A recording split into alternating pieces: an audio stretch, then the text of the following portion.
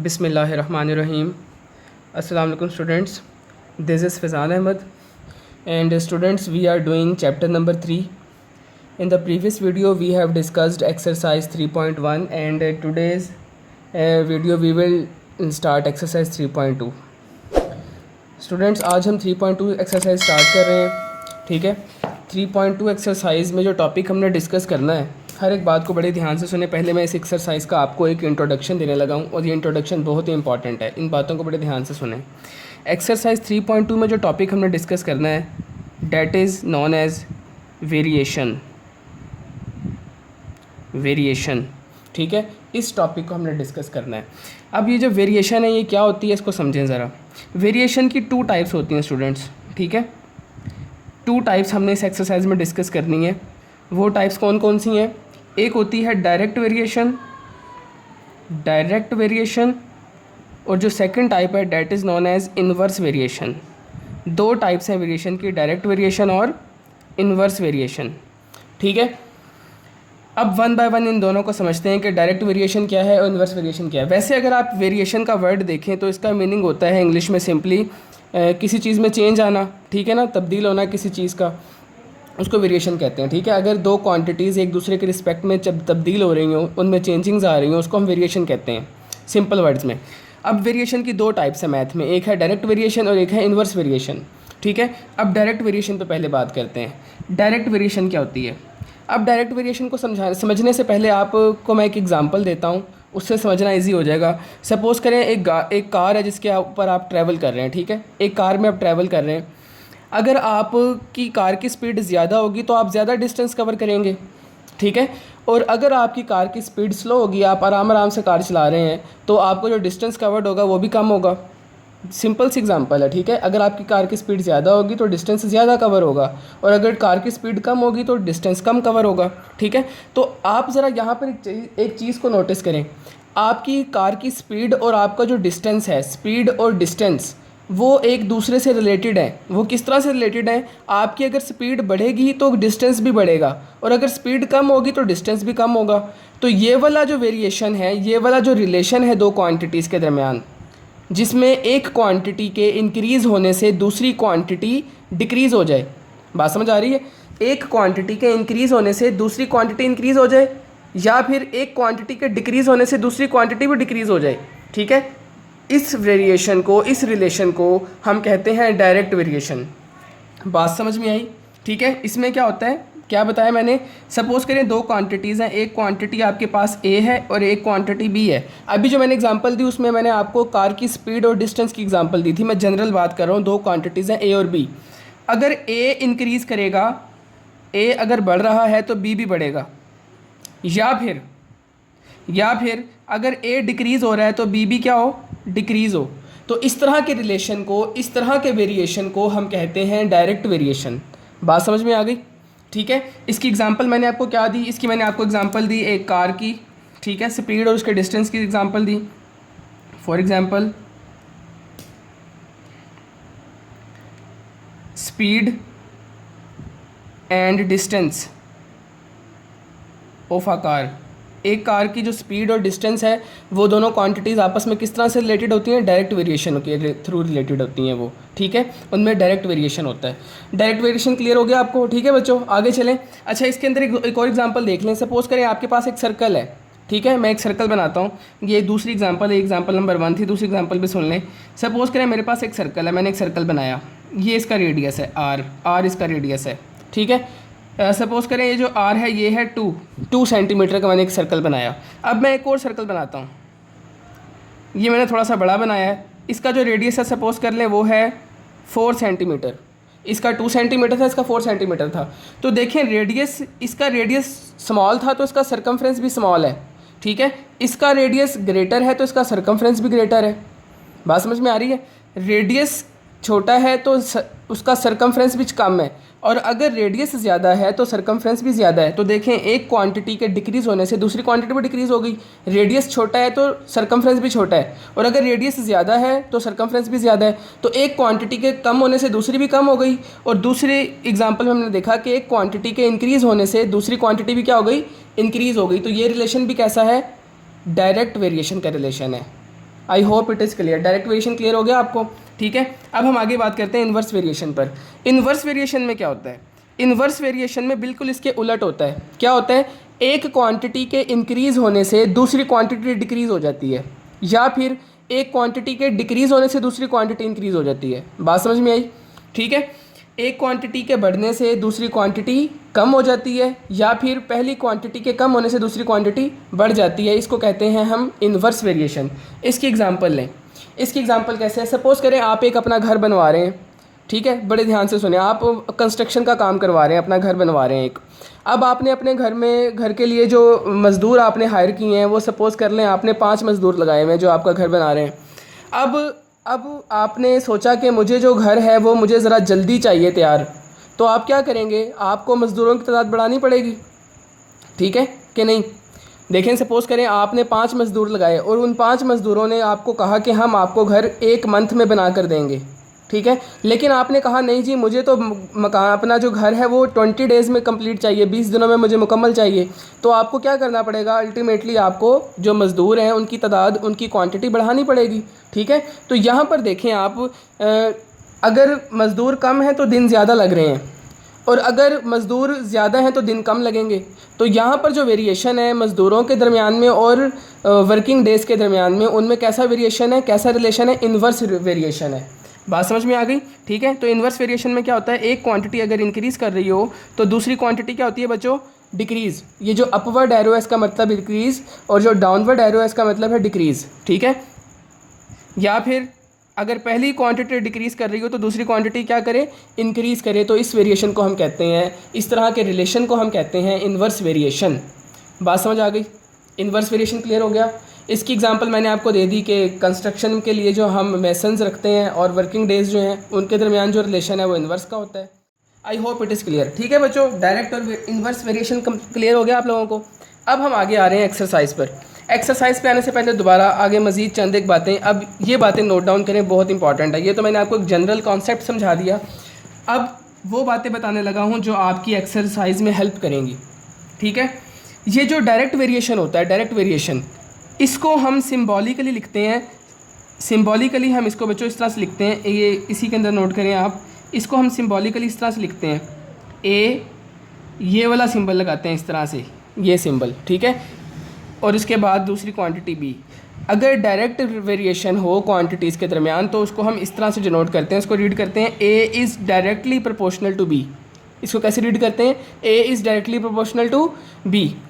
अब इधर आए इन्वर्स वेरिएशन। इन्वर्स वेरिएशन को किस तरह से आप सिंबॉलिकली डिनोट करेंगे? इन्वर्स वेरिएशन को हम इस तरह से डिनोट करते हैं, ए इज़ इन्वर्सली प्रोपोर्शनल का साइन भी बच्चों यही वाला है, जो डायरेक्टली प्रोपोर्शनल का साइन है वही इन्वर्सली प्रोपोर्शनल का साइन है। लेकिन इन्वर्सली प्रोपोर्शनल में हम क्या करते हैं? सेकंड क्वांटिटी का रेसिप्रोकल कर देते हैं। क्या कर देते हैं? रेसिप्रोकल। बात समझ में आई? इसको पढ़ते हैं A is directly proportional to B, इसको पढ़ते हैं A is inversely proportional to B. A is inversely proportional to 1/b गलत है, A is inversely proportional to B. बात समझ में आ गई? ठीक है बच्चों, ये सिंबल बहुत इंपॉर्टेंट है। अगर डायरेक्टली प्रोपोर्शनल है तो ये वाला सिंबल आएगा, रेसिप्रोकल नहीं करेंगे, और अगर इन्वर्स रिलेशन है तो फिर ये वाला सिंबल यूज़ होगा, ठीक है यहाँ तक। अब सुने ज़रा, पहला पॉइंट सुने। पहला पॉइंट ये है कि अगर क्वेश्चन में आ जाए, ये वाले वर्ड्स मिल जाएं आपको कि वेरीज डायरेक्टली, क्या वर्ड्स मिल जाएं? Varies directly. अगर वेरीज डायरेक्टली की वर्डिंग आपको मिलेगी तो आपने ये वाला कॉन्सेप्ट यूज़ करना है, ये वाला, ठीक है। अगर सपोज़ करें वहाँ पर क्वांटिटीज़ एक्स और वाई हैं क्वेश्चन में लिखा हुआ है इस तरह से, Y varies directly as X, ये लिखा हुआ है, तो आप इसको इस तरह से लिखेंगे, Y is directly proportional to X. बात समझ में आ गई बच्चों? ठीक है। और अगर यही बात इस तरह से लिखी हुई है, Y varies inversely as X, तो इसको कैसे लिखेंगे आप? इसको लिखेंगे Y is inversely proportional to, इस तरह से 1/x। बात समझ में आ गई? अगर वाई वेरीज डायरेक्टली है तो इस तरह से लिखेंगे, और अगर इन्वर्स वाली वर्डिंग है तो आप इस तरह से लिखेंगे उसको। पहली बात समझ में आ गई? आगे चलें, अगली बात सुने,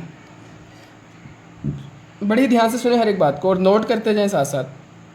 अगली बात ये है कि सपोज़ करें मैं ये वाली चीज़ ले लेता हूँ, ये मेरे पास लिखा है y is directly proportional to x, ठीक है। ये क्या लिखा है? y is directly proportional to x।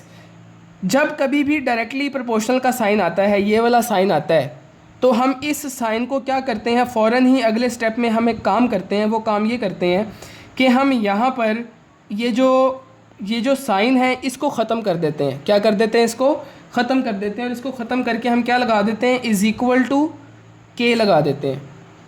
बात समझ आई? दोबारा सुने, मैंने क्या कहा, मैंने ये कहा आपको कि जब कभी ये वाला साइन आएगा तो हम क्या करेंगे, हम फ़ौरन से उसको कन्वर्ट कर देंगे इज़ इक्वल टू और के में, और ये वाला जो एक्स है वो वैसे ही साथ आ जाएगा। ठीक है बच्चों, ये बहुत इंपॉर्टेंट बातें हैं दोनों, वेरी इंपॉर्टेंट पॉइंट्स। ठीक है जी, ये जो हमारे पास बना y इज़ इक्वल टू के एक्स, ये एक इक्वेशन बन गई है। अब क्या बन गई है बच्चों, एक इक्वेशन। ठीक है जी, बात समझ में आ गई। और k क्या है, यहाँ पे k कोई भी एक रियल नंबर है। k क्या है, कोई भी रियल नंबर हो सकता है। बात समझ में आ गई यहाँ तक? आगे चलें। अब सुने, अब मैं आ रहा हूँ क्वेश्चन पर। क्वेश्चन नंबर 1, क्वेश्चन नंबर 1 की स्टेटमेंट देखेंगे, ये है, मैं नोट डाउन कर रहा हूँ, फिर इसको करते हैं।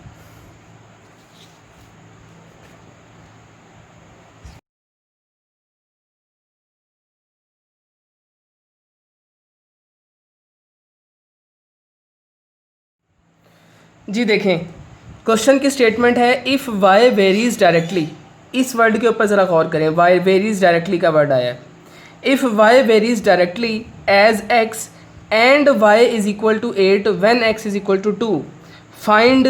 3 पार्ट्स हैं इसके। फर्स्ट पार्ट में कहा गया है y in terms of x, second part में है y when x is equal to 5, find x when y is equal to 28। ठीक है, अब बच्चों मैंने इस क्वेश्चन में आपको इसका वर्किंग रूल बताना है, इसकी वर्किंग बताऊंगा कि किस तरह से आपने क्वेश्चन को सॉल्व करना है, किस पैटर्न पे सॉल्व करना है। अब बड़े ही ध्यान से आपने हर एक बात को सुनना है, समझना है और नोट करना है। ठीक है, सुनिए अब ज़रा। सबसे पहले तो आप देखें यहाँ पे लिखा हुआ है इफ़ के बाद लिखा हुआ है Y varies directly as X. ठीक है, ये लिखा हुआ Y varies directly as X. तो मैंने आपको बताया था कि जैसे ही Y varies directly as X लिखा हुआ आएगा तो आपने फ़ौरन उसको इस फॉर्म में लिख लेना है। ठीक है, तो अब मैं इसका सोल्यूशन स्टार्ट कर रहा हूँ। तो सबसे पहली चीज़ मैंने लिखी y is directly proportional to x। पहली चीज़ आ गई। ठीक है, यहाँ तक कोई कन्फ्यूजन तो नहीं है? आगे पढ़े। And y is equal to 8 when x is equal to 2। y is equal to 8 and x is equal to 2। आपको y की वैल्यू 8 गिवन है, x की वैल्यू 2 गिवन है, तो आपने क्या करना है, वो इसी के साथ आप इसके नीचे लिखें। ठीक है, y की वैल्यू कितनी है बच्चों, y की वैल्यू हमें गिवन है 8 और x की वैल्यू कितनी गिवन है 2। इसके ऊपर ज़रा आप बॉक्स बना लें। ठीक है, बॉक्स क्यों बना रहे हैं अभी आगे चल के आपको पता चलेगा, हम अपनी आसानी के लिए ऐसा कर रहे हैं और कोई इसकी रीज़न नहीं है। अब क्वेश्चन को आप आगे पढ़ें। फाइंड y, हमने y फाइंड आउट करना है, तो दोबारा से क्या करें, अब आगे चलें, एक नया बॉक्स बनाएं। अब उसमें लिखना शुरू करें फाइंड y, हमने y फाइंड करना है, तो y is equal to question mark. अच्छा देखें ज़रा यहाँ पे find y in terms of x, ये अलग चीज़ है, मैं इसको बताता हूँ आपको। मैं सेकंड पार्ट के लिए बॉक्स बना रहा हूँ। Find y is equal to question mark when x is equal to 5, तो x इज़ इक्वल टू 5। आगे पढ़ें। फाइंड x फाइंड आउट करना, तो x is equal to question mark when y is equal to 28, तो y is equal to 28। इसका एक अलग box बन गया। यहाँ तक क्लियर है? ठीक है, जो इन्फॉर्मेशन हमें एक साथ गिवन थी, हमने उन इन्फॉर्मेशंस को एक एक अलग अलग बॉक्स में लिख दिया। ठीक है ना। फाइंड से पहले तक सुने बड़े ध्यान से, फाइंड से पहले तक जितनी इन्फॉर्मेशन थी उसको मैंने एक बॉक्स में लिखा। ठीक है, उसके बाद फर्स्ट पार्ट तो बिल्कुल सिंपल है, सेकंड में जो इन्फॉर्मेशन थी वो मैंने सेकंड बॉक्स में लिखी, और थर्ड पार्ट में जो इन्फॉर्मेशन थी वो मैंने थर्ड बॉक्स में लिख दी। ठीक है, इतना करने के बाद अब आपने क्या करना है, अब आपने ये जो y is directly proportional to x लिया हुआ है इसको लेना है। y is directly proportional to x, इसको टेक किया। ठीक है, मैंने आपको बताया था कि आपने क्या करना है, आगे करते हैं इसे।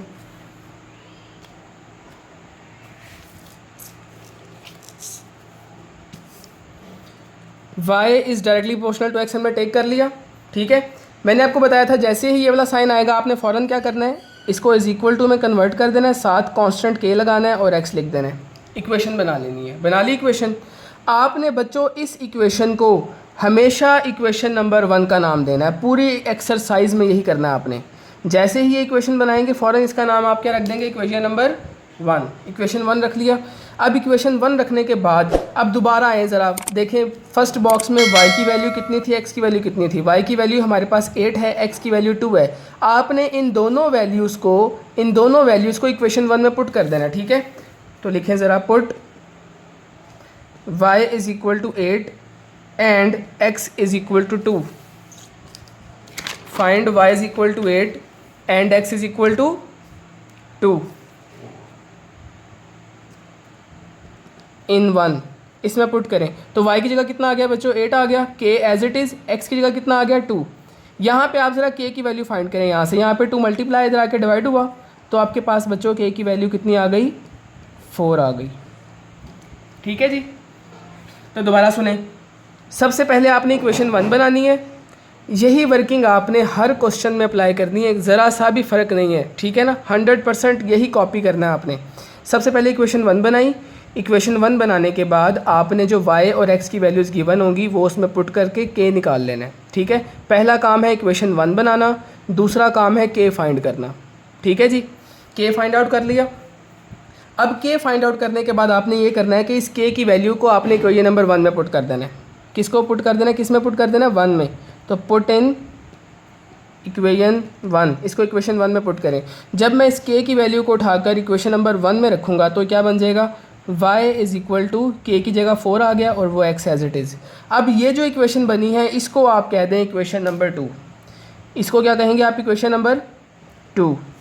ये काम तो आपने करना ही है लाजमी, ठीक है जी। इक्वेशन 1 बनाई, इक्वेशन 1 में से k की वैल्यू निकाली, k की वैल्यू दोबारा इक्वेशन 1 में पुट कर दी, एक नई इक्वेशन बनी, उसको इक्वेशन 2 का नाम दे दिया, ठीक है। यहाँ तक आ गए। अब ज़रा आए वापस, क्वेश्चन में हमसे फर्स्ट पार्ट में कहा गया था कि find y in terms of x, हमने y की वैल्यू x के टर्म्स में निकालनी थी। तो ये जो बच्चों हमारे पास सेकंड इक्वेशन आई है ना, ये फर्स्ट पार्ट का बेसिकली आंसर है। देखिए हमने y की वैल्यू फाइंड कर ली x की टर्म्स में, ठीक है। तो ये फर्स्ट जो पार्ट था उसका आंसर आ चुका है, क्लियर है। अब मैं सेकंड पार्ट की तरफ आ रहा हूँ। अब सेकंड पार्ट में देखें, हमें कहा गया था y फाइंड करें जबकि x की वैल्यू 5 हो। तो आपने अब क्या करना है, ये जो x की वैल्यू है आपने इक्वेशन नंबर 2 में पुट कर देनी है, तो वहाँ से y मिल जाएगा आपको। तो अब लिखें put x is equals to 5 in 2, equation number 2 में पुट करें x की जगह 5, तो ये कितना हो जाएगा, y is equal to 4 into 5 which is 20। ये लें जी, हमारे पास y का आंसर आ गया 20। सेकेंड पार्ट भी सॉल्व हो गया, ठीक है। कोई कन्फ्यूजन तो नहीं, ये फर्स्ट पार्ट का आंसर है और ये सेकंड पार्ट का आंसर है। आए आगे मज़ीद देखें, थर्ड पार्ट। थर्ड बॉक्स में हमसे कहा गया था कि x फाइंड करें जबकि y की वैल्यू हमें गिवन है 28। तो अब हम क्या करेंगे, y की जगह 28 पुट कर देंगे इक्वेशन नंबर 2 में, सो सिंपल। तो put y is equal to 28 in equation 2, रखें जी इक्वेशन 2 में y की जगह 28। तो ये कितना बन जाएगा, देखें ज़रा, 28 इज़ इक्वल टू 4x, ठीक है। यहाँ पे 4 मल्टीप्लाई इधर आके क्या होगा, डिवाइड, क्योंकि हमने तो x की वैल्यू निकालनी है। कटिंग कर दें तो x की वैल्यू कितनी आ गई बच्चों आपके पास, 7।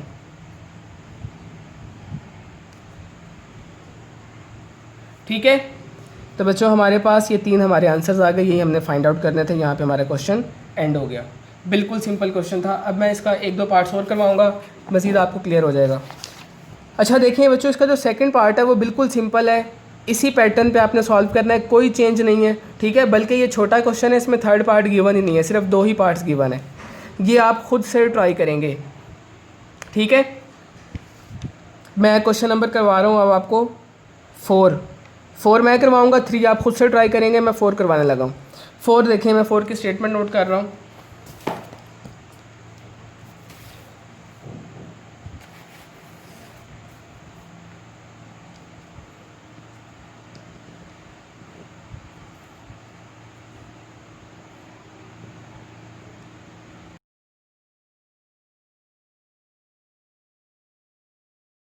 जी देखें, क्वेश्चन की स्टेटमेंट है find if r is directly proportional to t square and r is equal to 8 when t is equal to 3, find r when t is equal to 6।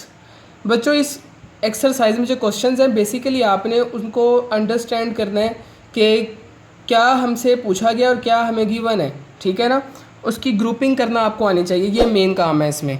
जैसे मैंने आपको बताया था कि बॉक्सेस बनाने हैं, वो बॉक्सेस बनाने आने चाहिए आपको। मैंने आपको पिछले पार्ट में भी बताया था कि फाइंड से पहले पहले तक जो कुछ लिखा है, फाइंड से पहले पहले तक, ये देखें यहाँ से फाइंड शुरू हो रहा है, तो फाइंड से पहले पहले तक जो कुछ लिखा हुआ है उसको आप पहले बॉक्स में लिखेंगे। तो देखें पहली इन्फॉर्मेशन मुझे गिवन है R is directly proportional to T square, तो इसको लिख लें R is directly proportional to T square. अगली इन्फॉर्मेशन गिवन है आर इज़ इक्वल टू 8, तो आर इज़ इक्वल टू 8 भी लिख लें। अगली इन्फॉर्मेशन है T is equal to 3, T is equal to 3 भी लिख लें। इसको बंद कर दें एक बॉक्स में, ये फर्स्ट बॉक्स हमारा बन गया। अब फाइंड के बाद हम पढ़ेंगे, उधर से यहाँ एक बॉक्स बनेगा फाइंड आर, आर हमने फाइंड करना है, तो R is equal to question mark when T is equal to 6, T given है 6, आगे मज़ीद कुछ नहीं गिवन, तो ये हमारा सेकंड बॉक्स बन गया। ठीक है, यहाँ तक आ गए।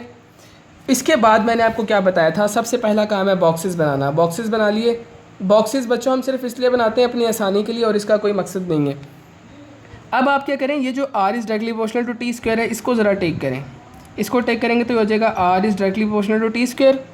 जब मैं ये वाला साइन ख़त्म करूँगा तो यहाँ पर आ जाएगा इज़ इक्वल टू आएगा, के आएगा और टी स्क्वायर आएगा।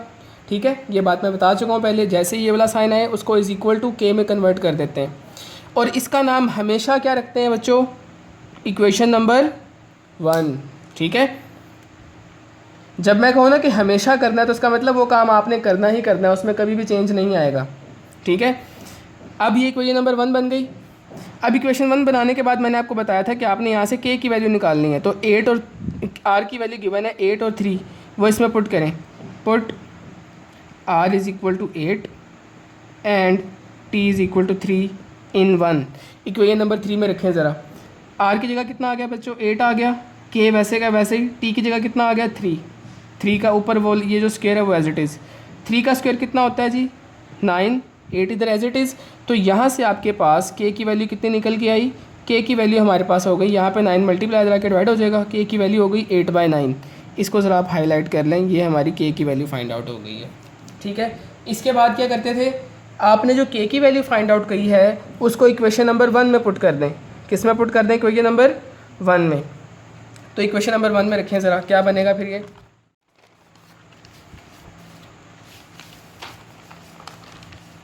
जी देखें ज़रा। अब हम इस के की वैल्यू को इसमें पुट करने लगे हैं फर्स्ट इक्वेशन में, तो ये बनेगा R is equal to 8/9 T square. कितना बन गया, R is equal to 8/9 T square. ठीक है जी, हमने के की वैल्यू पुट कर दी, और मैंने आपको बताया था जैसे ही आप के की वैल्यू पुट करेंगे जो इक्वेशन बनेगी उसको आप कह देंगे इक्वेशन नंबर 2। हमेशा करना है काम। इक्वेशन नंबर 2 बना ली। ठीक है, अब आप ज़रा क्वेश्चन पढ़ें। क्वेश्चन में क्या कहा गया था, क्वेश्चन में हमसे कहा गया था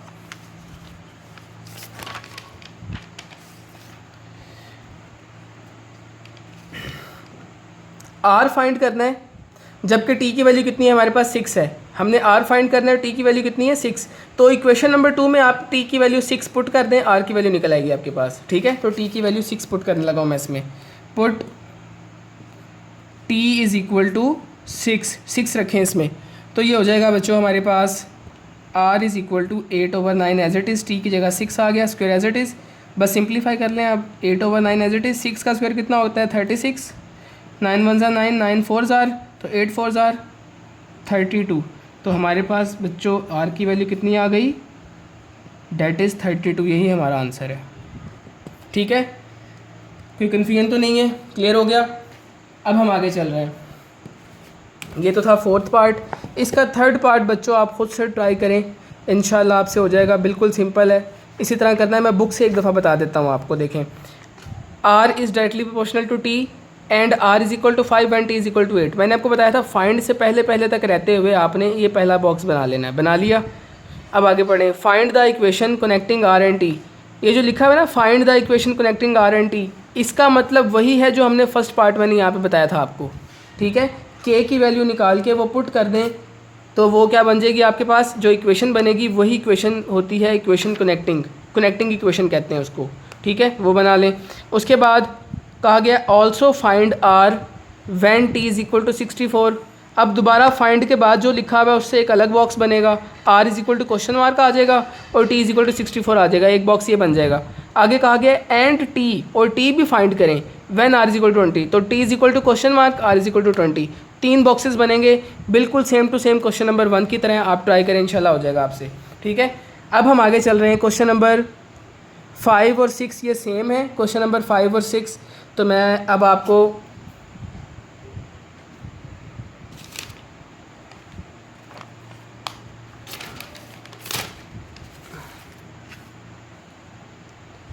क्वेश्चन नंबर 5 और 6 सेम है।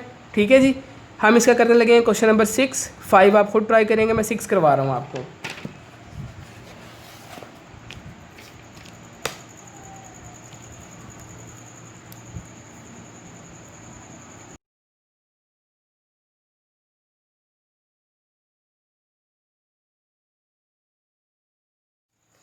जी देखें, क्वेश्चन 6 की स्टेटमेंट है if W varies directly, if W varies directly as U cube and W is equal to 81 when U is equal to 3, find W when U is equal to 5। बहुत ही simple काम है।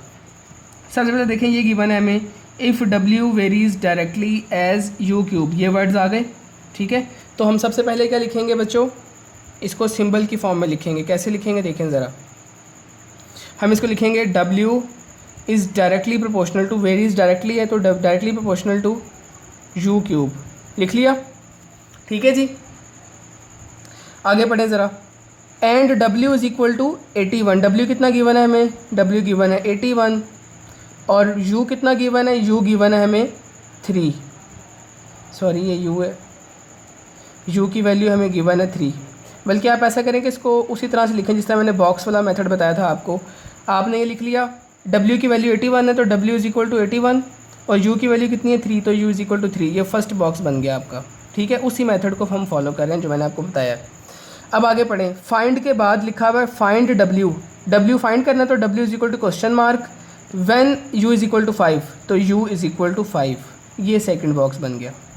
ठीक है बच्चों, इस value को take करेंगे अब हम W is directly proportional to U cube को, तो ये बन जाएगा W is directly proportional to U cube. इस साइन को जब ख़त्म करेंगे तो यहाँ पर आएगा इज़ इक्वल टू K और U cube as it is. ठीक है, इसका नाम हम हमेशा क्या रखते हैं बच्चों, इक्वेशन नंबर 1। इक्वेशन नंबर 1 हमने बना ली है। अब आप क्या करें, अब हमने K की वैल्यू फाइंड आउट करनी है। उसके लिए 81 और 3 की वैल्यू, जो ये दो वैल्यूज़ हैं इसमें पुट करें। Put W is equal to 81 and U is equal to 3 in equation 1। Equation 1 में इन दोनों को पुट कर दें। ठीक है, तो देखें ज़रा, W की जगह आ गया 81, K एज इट इज़, ये वाला K एज इट इज़, और U की वैल्यू है 3, 3 का क्यूब एज इट इज़। 3 का क्यूब कितना होता है बच्चों, डेट इज़ 27। अब यहाँ पे 27 K के साथ मल्टीप्लाई है तो इस साइड पे आके डिवाइड हो गया, तो हमारे पास K की वैल्यू कितनी आई, 27, 3 से 81 होता है। ठीक है जी, K की वैल्यू हमारे पास 3 आ गई। K की वैल्यू फाइंड करने के बाद हम क्या करते हैं, K की वैल्यू को इक्वेशन नंबर 1 में पुट करके इक्वेशन नंबर 2 बनाते हैं। ठीक है ना, सेम बच्चों वही वर्किंग है, कोई भी चेंज नहीं है। पुट इन 1 में रखें इसे तो ये बन जाएगा, इक्वेशन 1 बनेगी हमारे पास W is equal to, K की जगह आ गया 3 और U क्यूब वैसे का वैसे ही एज इट इज़। ये बन गई इक्वेशन नंबर 2, इक्वेशन 2 बना ली। अब हम आगे पढ़ेंगे क्वेश्चन को। देखें ज़रा, जो फर्स्ट बॉक्स है ना बच्चों, जो फर्स्ट बॉक्स है, फर्स्ट बॉक्स में से हमने 3 काम करने हैं। एक तो इक्वेशन 1 बनानी है, दूसरा काम है K फाइंड करना है, तीसरा काम है इक्वेशन 2 बनानी है। ये तीनों काम आपने फर्स्ट बॉक्स में से करने हैं। अब देखें, W की वैल्यू हमने फाइंड करनी है, U की वैल्यू 5 है, तो अब U की वैल्यू 5 इसमें पुट कर दें सेकंड इक्वेशन में। Put U is equal to 5 into, second equation में U की वैल्यू रखें, तो W तो एज इट इज़ रहेगा क्योंकि ये तो फाइंड करना है हमने, तो W एज इट इज़ रहा, 3 एज इट इज़, U की वैल्यू है 5, तो 5 का क्यूब, 5 का क्यूब कितना होता है 125। कितना होता है बच्चों 125। 125 को 3 से मल्टीप्लाई कर दें तो कितना बन जाएगा, ये बन जाएगा 375। ठीक है जी, यहाँ तक क्लियर है।